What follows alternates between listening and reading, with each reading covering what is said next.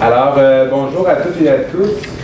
Ça nous fait extrêmement plaisir au CREAS, le Centre de recherche pour l'enseignement et l'apprentissage des sciences, d'accueillir aujourd'hui une conférence du professeur Ronald Legendre. Donc, pour les personnes qui ne connaissent pas le CREAS, on est une équipe d'étudiants, étudiantes, professeurs de l'Université Sherbrooke avec des membres associés. On s'intéresse à l'enseignement, l'apprentissage des sciences de la nature, des sciences humaines et sociales. Et on a toute une dynamique d'équipe et on aime ça avoir aussi des fois des discussions, des échanges avec des gens qui s'intéressent à des enjeux de l'éducation qui vont au-delà de nos objets de recherche. Donc c'est dans ce contexte-là qu'aujourd'hui on a invité le professeur Ronald Legendre, le professeur même émérite à l'Université du Québec à Montréal et le professeur doctorat honoris causa de l'Université de Sherbrooke. Ben oui. Dans les années 90, donc ça fait déjà assez longtemps qu'il est professeur doctorat honoris causa. Vous le connaissez certainement pour le dictionnaire Legendre. Souvent, les gens connaissent son prénom, son nom, mais pas nécessairement son prénom. Donc, on connaît tous Legendre. Les gens ne savent pas vraiment c'est quoi le titre du dictionnaire, mais on connaît bien le dictionnaire Legendre. On est maintenant rendu à la 4e édition qui est en préparation, qui va sortir en principe cet automne gratuitement et en ligne. Donc, comment on a voulu faire ça? Aujourd'hui, on s'est dit, professeur Legendre, on n'a pas besoin d'invitation de thématiques formelles. Donc, il va nous parler peut-être une quinzaine de minutes de ce qu'il habite depuis tant de décennies, les définitions, le vocabulaire commun, comment on construit un dictionnaire. Puis par la suite, on a voulu faire ça de façon assez conviviale, de questions-réponses avec le public. Donc, il va présenter pendant à peu près une quinzaine de minutes. Et par la suite, vous pourriez penser à vos questions, que ce soit sur le dictionnaire, sur tout ce qu'il connaît à travers ces décennies d'éducation au Québec. C'est une encyclopédie vivante. Alors, on vous laisse entre ses mains. On terminera là, autour d'une heure, mais je vous demande d'accueillir très chaleureusement le professeur Ronald Legendre.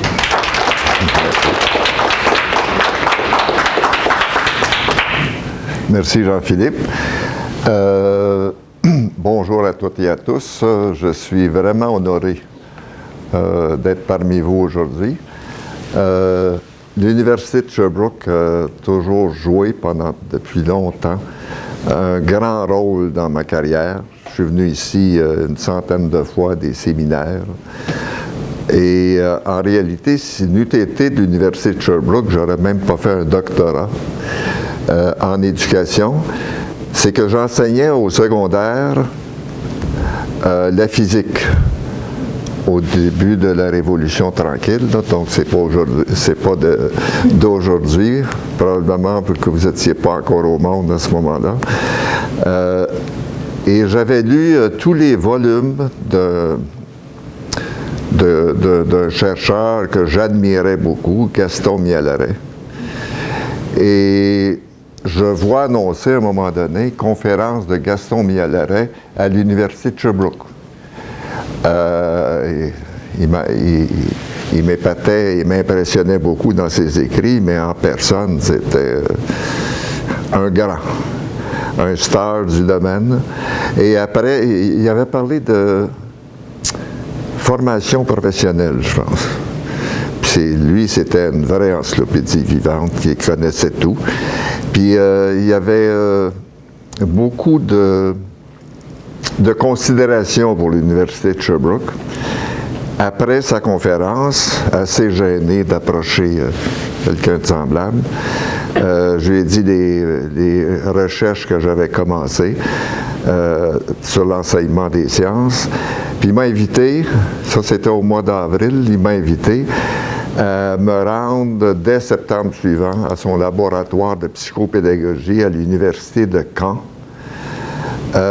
J'y ai réfléchi quelques jours et ça m'a épaté d'aller travailler avec quelqu'un de semblable. J'ai postulé auprès de mon syndicat de la Rive-Sud. C'était la régionale de Chambly. J'ai obtenu une bourse de 2500 $. Ce qui était quand même beaucoup parce que à ce moment-là, mon salaire était de 5200, je crois. Vous vous rappelez de ça? Ça n'a pas changé. Donc, je me suis retrouvé à l'Université de Caen en septembre suivant. C'était en 68, ça. Juste après l'Expo, que vous n'avez pas connu. Et moi, je voulais faire des recherches sur l'enseignement de la physique. Et lui m'avait suggéré d'aller au cégep, pas au cégep, au lycée de Caen, le lycée Malherbe, et de choisir des classes. J'ai été très bien reçu. Il y avait 2 classes expérimentales, 2 classes témoins. Mais lorsqu'il est arrivé, une année après, la possibilité d'aller expérimenter à cet endroit-là, il fallait postuler auprès de l'Éducation nationale. Et j'ai reçu la lettre que des étrangers n'expérimentaient pas en France. Ça change un petit peu le cheminement ou le plan. Et Gaston Mialaret a été bien fâché de ça. Puis il est venu ici enseigner à l'Université de Sherbrooke, puis il a dit aux 7-8 étudiants québécois qu'il dirigeait que des séminaires auraient lieu ici à l'Université de Sherbrooke.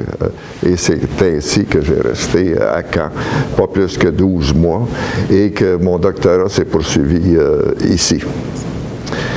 Qu'est-ce qui est arrivé pour que l'idée d'avoir un dictionnaire, de faire un dictionnaire, c'est que Mialaret lui-même avait fait un dictionnaire que j'admirais beaucoup, en plus de ses nombreuses publications. Mais venant du domaine des sciences,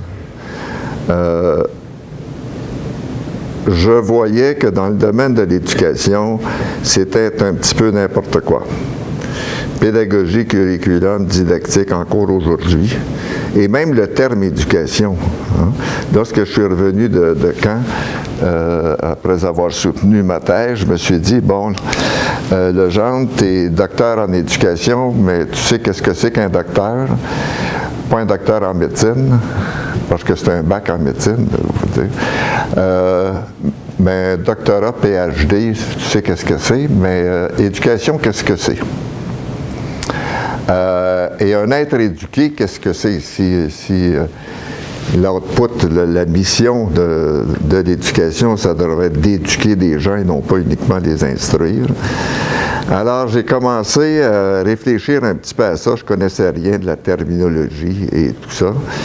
Et je remettais en cause par après et non pas pendant, parce que quand quelqu'un dirige ta thèse, c'est aussi bien d'être assez gentil, là. Et donc, pour lui, les sciences de l'éducation, c'était philosophie de l'éducation, sociologie de l'éducation, épistémologie, tout ça. Mais pour moi, c'était, sans préjudice envers personne, c'était des domaines colonisateurs de l'éducation, qui avaient eu au moins 50 ans, sinon plus, pour intervenir dans le domaine de l'éducation. Mais dès ce moment-là, on pouvait déplorer les piètres rendements scolaires, les troubles d'apprentissage, les décrochages, même l'analphabétisme dont on déplore encore aujourd'hui. Et moi, je me suis dit, eux ont eu toute la chance voulue pour montrer leur utilité.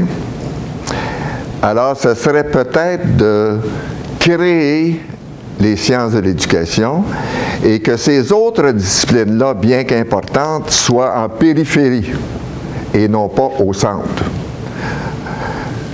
Donc, pour moi, c'était le point de départ et pour développer une discipline, il faut absolument préciser son vocabulaire. J'étais à l'UQAM en 1976, alors lors de la grève qui a duré 4 mois et demi, et entre les piquets de grève, moi j'ai écrit qu'est-ce que je pensais des sciences de l'éducation. Et à la 250e page, j'ai écrit « Tant qu'on ne développera pas le vocabulaire de l'éducation, je ne peux pas continuer plus loin ». Donc, c'est en 1974 que j'ai commencé à étudier dans le domaine. Jeune docteur assez naïf, c'est encore aujourd'hui. Faites pas un dictionnaire parce que ça finit jamais. Alors, j'ai fait le tour des universités québécoises, demandant de rencontrer les professeurs en sciences d'éducation ou en pédagogie, et je leur ai parlé de mon projet. Donc, ça fait rire beaucoup de gens. Ils ont dit, bien, Legendre, tu sais, ça se fait pas, cette affaire-là, parce que l'éducation, c'est de la philosophie avant tout. D'autres, c'était de la psychologie, d'autres de la sociologie.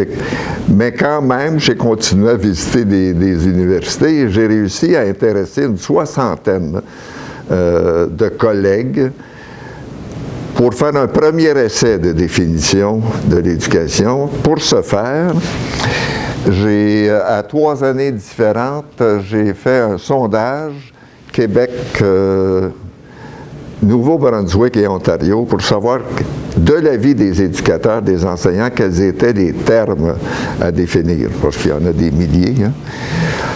Et à chaque fois, ben, ma secrétaire classait tous ces termes-là par fréquence. À chaque fois, sans distinction de lieu et d'ordre d'enseignement, il y avait toujours dans les 10 premiers termes éducation, pédagogie et apprentissage. Donc, qu'est-ce qu'on fait dans le domaine de l'éducation et de l'enseignement si on ne sait pas ces 3 termes-là? Hein? Donc, j'ai demandé à ces gens-là, il n'y avait pas de courriel à ce moment-là, ça se passait par téléphone puis par lettre, c'était pas passablement long. Donc, il y a 60 personnes dans 7-8 domaines qui ont accepté, avec leurs termes à eux, on ne s'attaquait pas à l'éducation, puis apprentissage, c'était trop gros, ces choses-là. Et on a travaillé pendant 3 ans. J'avais obtenu de peine et de misère, une subvention de l'Office de langue française de 15 000 $. Et même si on me disait, ben, tu connais rien en linguistique, tu connais peut-être quelque chose en éducation, mais tu réussiras jamais à faire ça. On a essayé, nous, pendant 5 ans, avec tous les directeurs d'école normale, à faire un lexique de l'éducation. Et au bout de 5 ans, ça a coûté quelques millions quand même, cette affaire-là. C'est des membres qui me l'ont dit. On a réussi à faire 78 termes. Et ces termes-là, c'était surtout des termes en statistique et des termes en gestion, administration scolaire, chose qui, tu sais, je veux dire, il n'y a personne qui va remettre en cause qu'est-ce qu'un, je ne sais pas moi, une moyenne ou un écart type ou des choses semblables. C'était même pas des termes propres à l'éducation. On se réunissait à peu près tous les 2 mois en séminaire à l'UQAM. Le 15 000 $ servait à payer les déplacements de ces gens-là. Donc, on n'avait pas beaucoup d'assistants de recherche, comme au CREAS, ils peuvent en avoir. Au bout de 3 ans, on a tout compilé ça. Parce que, qu'est-ce qui arrivait à ce moment-là, c'est que je trouvais que on passait au vote, ni plus ni moins. Vous savez, c'est quelqu'un qui était, par exemple, en alphabétisation, 5-6 personnes. Là, ça s'engueulait pendant une journée, 2 jours. Et finalement, de guerre lasse, on finissait par s'entendre sur une définition. On disait, oui, c'est ça, mais la prochaine fois, vous allez voir que ça va changer. Donc, ça a duré 3 ans, ces choses-là. Et au bout de 3 ans, moi, j'ai averti les gens qu'il fallait que ça soit validé à l'extérieur. Hein? et qu'on avait beau avoir travaillé beaucoup, on avait 120 termes, je pense, disons, en version assez avancée. Donc, j'envoyais ça à des gens d'ici, même aux États-Unis, en France, en Belgique. Et tout ça est revenu. On avait prévu une rencontre à la mi-août des 60 pour leur donner des résultats. Alors, je leur ai donné les résultats dans certains domaines. Aucun terme n'avait passé la validation. Et dans l'ensemble, il y a peut-être, sur 120, il y a peut-être 97, 98 termes qui avaient été rejetés. Et vous pouvez imaginer l'atmosphère de la rencontre. Il y en a qui m'ont dit avec des mots religieux, « On te l'avait dit, le genre, ça se faisait pas. » Là, tu nous as fait perdre 3 ans et on abandonne. On ne veut plus rien savoir de ça. On va continuer à parler de philosophie et tout. Bon, ben moi, j'ai été pas mal découragé parce que ça mettait... ça jetait par terre mon ambition de préciser le domaine d'éducation comme étant un ensemble, un domaine de savoir et d'activité à la fois autonome et interdisciplinaire. Oui, monsieur? Je veux savoir, on est rendu à quelle année, là? Vous commencez le processus en 74. 74 à 77. 77. Donc, c'est en 77 qu'il y a un premier échec. Oui, c'était un retentissant échec qui faisait plaisir, je dois dire, aussi à des collègues qui m'appelaient le Grand Larousse. Ça s'en vient-tu, ton dictionnaire? Puis, eux autres non plus, n'y croyaient pas. Donc, j'ai, après quelques minutes de découragement, j'ai dit, il faudrait trouver qu'est-ce qui n'a pas fonctionné. Chaque domaine, que ce soit l'informatique, l'écologie, la physique, la chimie, s'est développé à partir d'un ensemble de termes, d'un réseau de termes. Donc, il fallait passer par là si on voulait que l'éducation existe. Hein? Autrement que de dire éducation, domaine pour instruire les gens, ou comme les philosophes disaient, domaine pour créer ou développer l'homme beau et bon. On dirait l'être humain aujourd'hui, beau et bon. Alors, ce que je déplorais, c'est la façon que ça se déroulait en séminaire. Chacun arrivait avec ses résumés, puis là, ça s'engueulait, les uns les autres. Oui, mais t'as pas vu tel auteur, t'as pas vu tel auteur. Donc, je me suis dit, il ne fallait pas fonctionner par des résumés. Un résumé, c'est quelque chose de tout à fait subjectif. Et comment fusionner des résumés? Et lorsqu'on veut connaître l'évolution et l'état actuel d'un terme, il faut absolument avoir un corpus représentatif d'auteurs crédibles dans un domaine. Mais ça, là, c'était beaucoup demandé. Par quoi remplacer les résumés? Pardon. Par l'analyse de contenu. C'est ici que j'ai appris ça, l'analyse de contenu à l'Université de Sherbrooke. Tout à l'heure, j'essayais de trouver l'auteur qui doit être à la retraite maintenant. Et donc, j'ai fait l'analyse de contenu de plusieurs auteurs d'analyse de contenu. Je me suis dit, il y a une partie de subjectivité dans l'analyse de contenu, mais moins grande que dans les résumés. En passant, certains avaient fait les résumés d'articles, du même article, à la même séance, puis lorsqu'on lisait les deux résumés, c'était pas la même chose. On aurait dit qu'il avait résumé deux articles tout à fait différents. Donc, je me suis dit, première chose, il faut avoir des corpus représentatifs. Donc, on se fait une nomenclature de termes à définir. Et les termes que j'ai privilégiés au point de départ, là, j'étais seul. Puis tellement seul quand tu manques ton coup, hein, et que tu n'as aucune subvention. Donc, éducation, pédagogie et apprentissage, je me suis dit, bon, si je passe à travers ça, là, j'aurais fait la preuve. Donc, je me suis attaqué à ça en 77 ou 78, là, et j'ai fait de l'analyse de contenu. Donc, on prenait, comme vous le savez, des unités d'analyse. Ce sont des extraits d'écriture de messages d'un auteur, après avoir choisi les auteurs. Il ne fallait pas que ce soit une pizza de n'importe quoi, là, puis l'auteur qui dit, bien, d'après moi, pédagogie, c'est l'art de l'enseignement. Oui, puis tu vas où avec ça, là?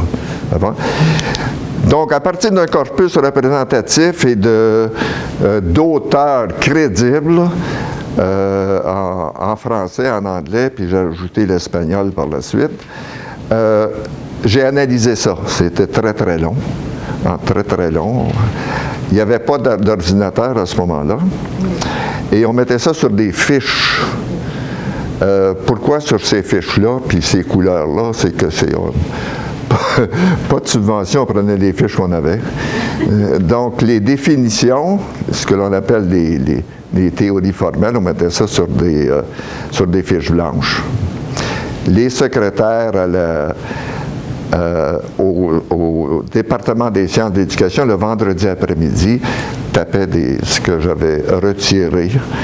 Ils mettaient ça sur des fiches. Il y avait des fiches bleues. Ça, les fiches bleues, c'est des fiches praxiques. Cette taxonomie-là, ça vient de Massia, Elisabeth Massia, qui dit que dans une analyse de contenu, les messages sont soit formels, soit axiologiques, qui parlent de le but de l'enseignement des sciences. Ça, c'est des éléments axiologiques. Il y a des éléments explicatifs. Pourquoi préconiser telle valeur ou telle définition? Et il y avait les éléments explicatifs, on mettait ça sur des fiches roses. Il n'y a aucun sexisme, là, c'est parce que c'est les fiches que l'on avait. Et ensuite, c'était quoi, là? Axiologique, formel, praxique. Bon, il m'en manque un, là. Tu t'en souviens-tu, toi? Tu dormais au cours, toi, là. Donc, on a commencé à faire, à tout colliger ça. Mais il s'agissait par la suite de dire comment on fait la synthèse de ça, et j'ai appris ça à l'Office de la langue française. On appelle ça l'analyse sémique. Chaque énoncé a des sèmes, hein, des parties. Par exemple, une définition, la classe. Faire expliciter le penseur en vous, parce que vous avez décrit ça de manière humble, un TOC, une bibliothèque, mais il y a une ambition et un projet très ambitieux derrière ce que vous avez fait, c'est la création du champ des sciences d'éducation, ouais, qui fait encore l'objet de débat. Et donc vous êtes parti avec une idée qu'un champ scientifique se crée, entre autres, par la terminologie, mais ouais, la terminologie est un indicateur des concepts structurants du champ par les questions que ce champ se pose pour le distinguer des autres. D'ailleurs, c'est le problème des sciences d'éducation. Ouais. Donc, c'est ça, je voudrais un peu vous entendre sur, après toutes ces années, encore aujourd'hui, on le voit d'ailleurs dans les appellations à Sherbrooke, on n'a pas une faculté des sciences d'éducation, on a une faculté d'éducation. Ouais. Il y a des positionnements universitaires, ouais, par rapport à ce que... Parce qu'on ne peut pas... C'est la définition de science. Ouais. Donc, qu'est-ce que vous en pensez? Quelle est votre position actuellement, sachant que vous êtes au courant de tous Non, je ne suis pas au courant de tout. L'ambition, en tout cas, était là. Mon ignorance est beaucoup plus importante que mes connaissances. Là. Ça se voit que vous avez... le terme science, on y a passé beaucoup de temps, mais je pense qu'il y a 4-5 pages dans le dictionnaire. Qu'est-ce qu'une science? Et l'intersection que ça peut avoir avec éducation qui est définie aussi, c'est de ce domaine-là, c'est de cette façon-là que j'ai procédé, que je procède encore aujourd'hui. Voyez-vous, lorsque j'étais en sciences à l'Université de Montréal, je ne croyais pas jamais mettre les pieds d'abord à l'université, parce que je viens d'un milieu défavorisé, puis étant orphelin, je n'avais pas d'argent pour aller là, puis dans mon milieu, ça c'était des rêveurs, puis des gens d'Outremont qui allaient à l'université. Mais est arrivée la Révolution tranquille avec Jean Lesage, René Lévesque, Lajoie et tout, le rapport parent. Et moi qui n'avais pas pu faire son cours classique parce qu'on n'avait pas d'argent à la maison, j'ai trouvé ça tout à fait extraordinaire, ce vent de démocratisation à la grandeur du Québec. Et je me suis dit, bien, si ça avait été démocratisé, peut-être que je serais allé plus loin dans mes études. Et c'est là que j'ai décidé de... Je travaillais l'été pour la maison Seagram. Vous connaissez Seagram? Seagram VO, puis tout ça, le rail, puis tout ça. Bon. Et j'avais certains succès, puis on voulait me payer des études de maîtrise et de doctorat à McGill, en autant que je fasse ma maîtrise et le doctorat, évidemment, sur la boisson. Alors, je me suis dit, tant qu'à passer ma vie en boisson, j'aime mieux la passer en éducation. Donc, parallèlement à mes études à la physique et en philosophie, je me suis inscrit à l'École normale supérieure de l'Université de Montréal pour devenir professeur. Les polyvalentes se construisaient à ce moment-là, et j'enseignais à la première polyvalente du Québec, la polyvalente Gérard Filion, qui était à Ville-Jacques-Cartier à ce moment-là. C'était très dur. Si les étudiants ne nous aimaient pas, nos pneus étaient caressés difficilement, là, douloureusement. Et ayant lu Mial Arrêt, puis ayant réfléchi à l'éducation, c'est devenu une passion pour moi. Je me suis dit, l'éducation, c'est sûrement le domaine tout à fait prioritaire entre tous. D'une part, quelqu'un ne devient pas plombier ou électricien ou médecin s'il ne fait pas des apprentissages. Et l'apprentissage, c'est l'objet même de l'éducation. D'autre part, dans l'optique de la problématique planétaire, on a essayé depuis des siècles les paradigmes économiques, politiques, puis encore aujourd'hui on fait la même chose, philosophiques, idéologiques, ça n'a rien changé. Pour moi, le postulat, c'est de dire, si on avait des êtres éduqués, plutôt que simplement instruits, parce que des êtres très instruits, on en a beaucoup aujourd'hui. Tu sais, je ne sais pas si le président des États-Unis est très instruit, mais je veux dire, c'est pas suffisant. Si on avait des gens instruits, non seulement sur le plan cognitif, mais sur le plan social, sur le plan moral, sur le plan physique, dans le livre que j'ai écrit là-dessus, il y a 8 domaines. Donc, plutôt que de viser uniquement le développement de contenu scolaire chez un élève, lequel contenu ne lui servira probablement jamais. Hein? Pourquoi apprendre le balancement des équations chimiques par la méthode algébrique ou d'oxydoréduction? Tu sais? Ben, c'est peut-être intéressant comme puzzle, mais il faudrait savoir quelles sont les habilités, les compétences personnelles que ça puisse se développer. Donc, pour moi, le postulat, c'est que si on veut tempérer les problèmes personnels, les problèmes de la planète, il faut de plus en plus que la mission des systèmes d'éducation soit celle de former des êtres pleinement éduqués, progressivement, et qui vont s'éduquer toute la fin de leur jour. Les guerres, me semble, puis les crimes, puis les viols et tout, ne pourraient pas être exécutés par des personnes éduquées. Ça n'irait pas de soi.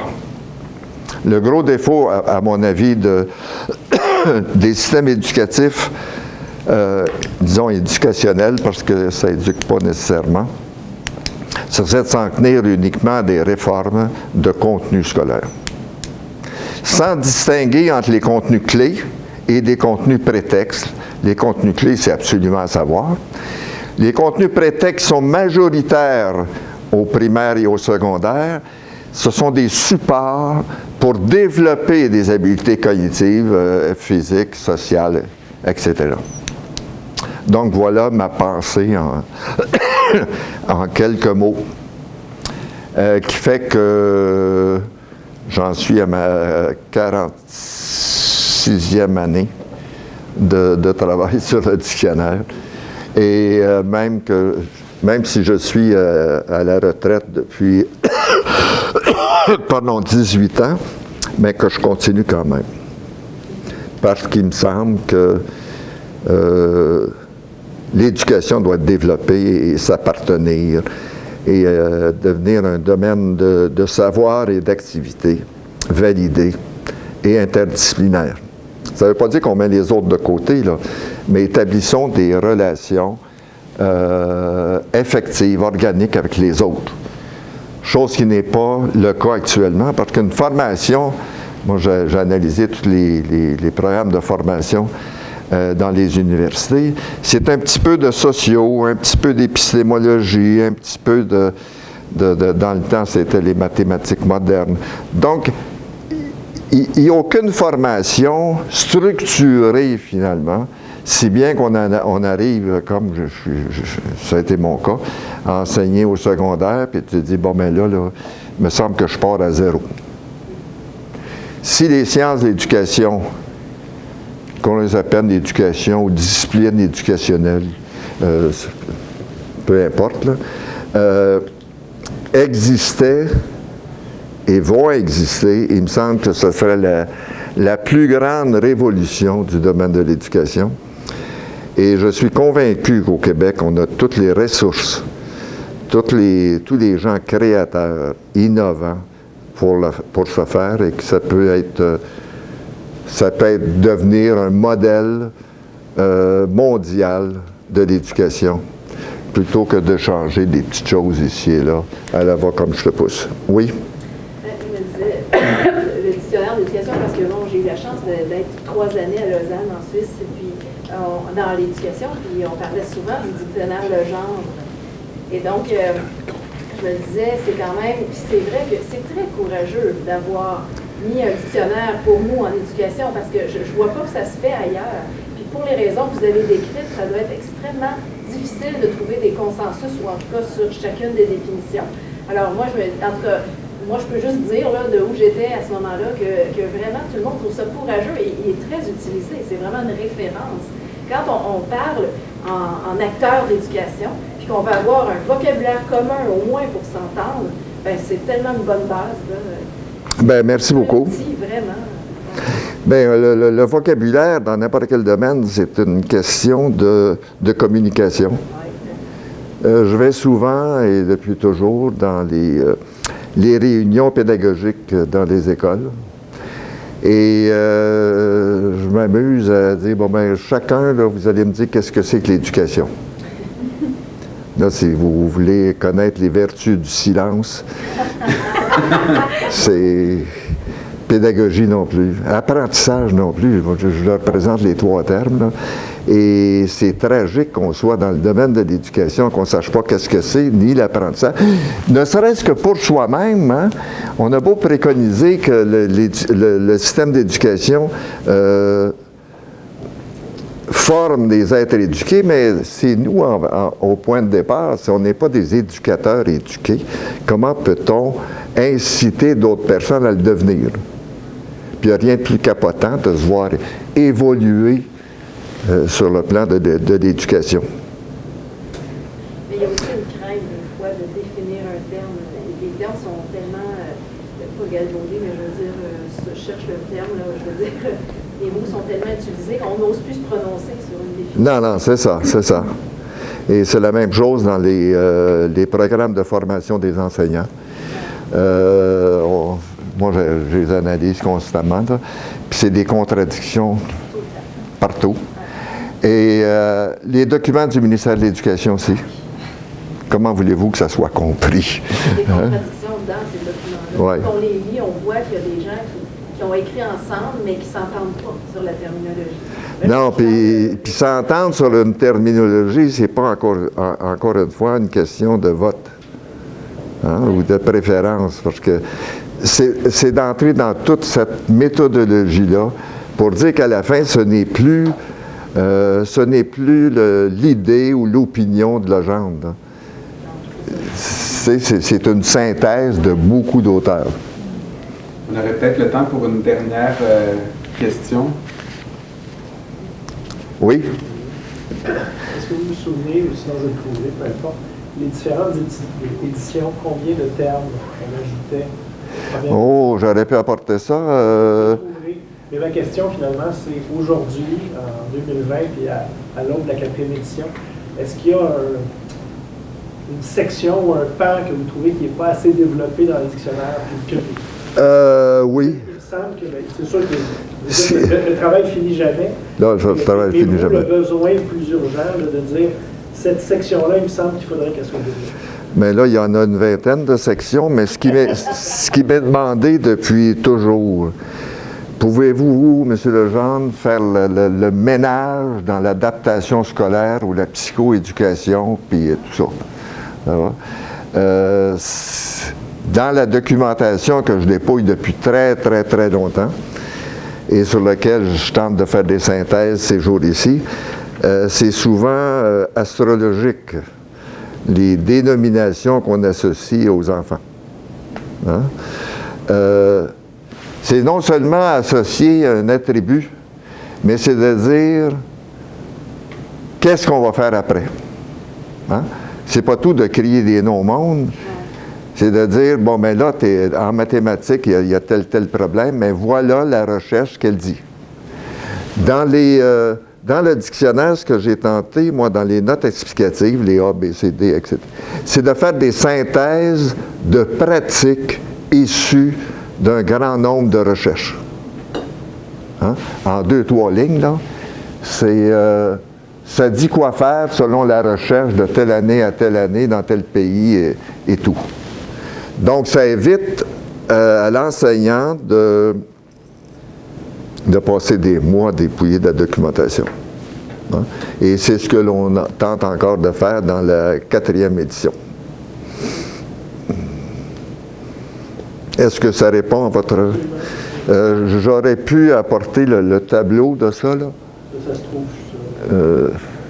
la deuxième est sûrement le double de la première, et là, ça va être le double de deuxième, je crois. Il y aura, on vise actuellement, la deuxième avait 8000 entrées, là, on vise 10 000. Ça, c'est en plus des notes explicatives, là. Ça, je trouve que c'est très, très long. Et de trouver des renvois d'un terme à l'autre qui seront informatisés à la TELUC pour illustrer le réseau des termes. Parce qu'un terme, comme je le disais tout à l'heure, sa validité est en fonction de l'analyse que l'on fait, mais aussi est en fonction de sa situation par rapport à d'autres termes.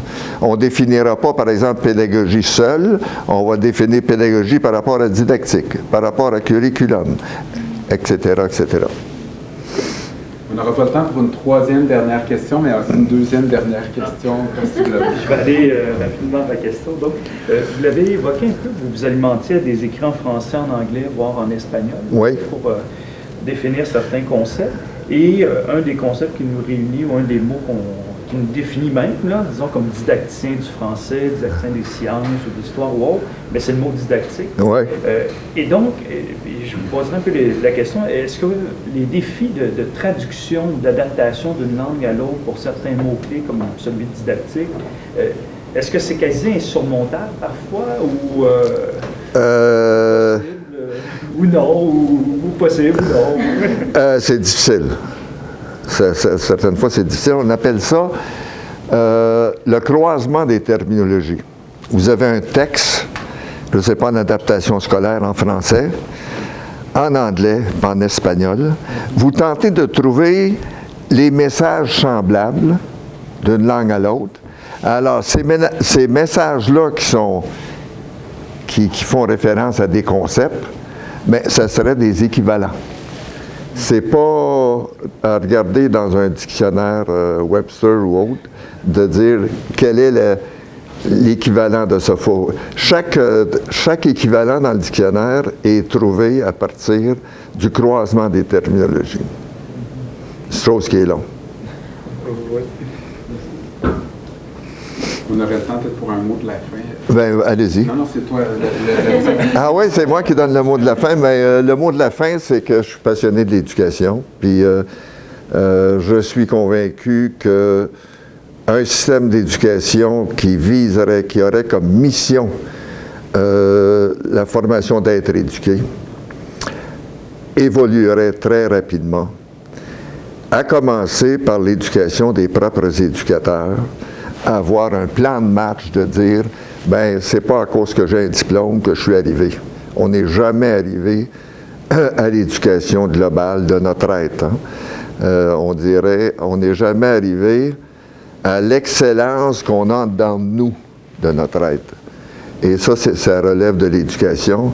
Et les maux de la planète ne disparaîtront pas avec uniquement des gens instruits. On n'a jamais eu au 21e siècle autant de gens instruits, que ce soit mondialement ou que ce soit au Québec, et regardons ce que ça donne. Alors, je vous remercie beaucoup, vous êtes bien gentil de m'avoir reçu.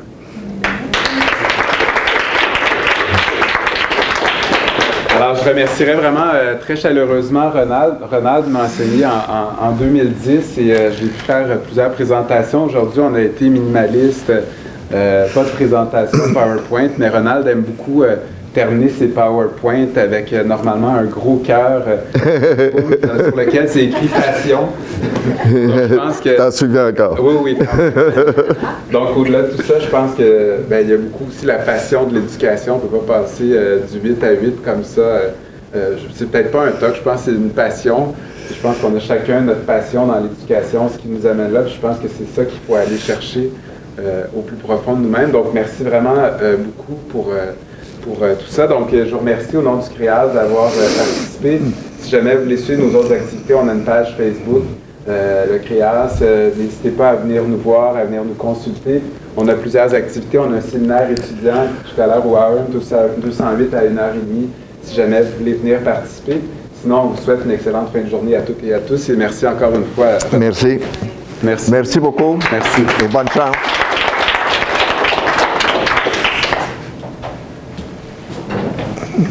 Peut-être les personnes du CREAS, on pourrait aller à l'avant, prendre une photo. S'il y en a qui sont partis avec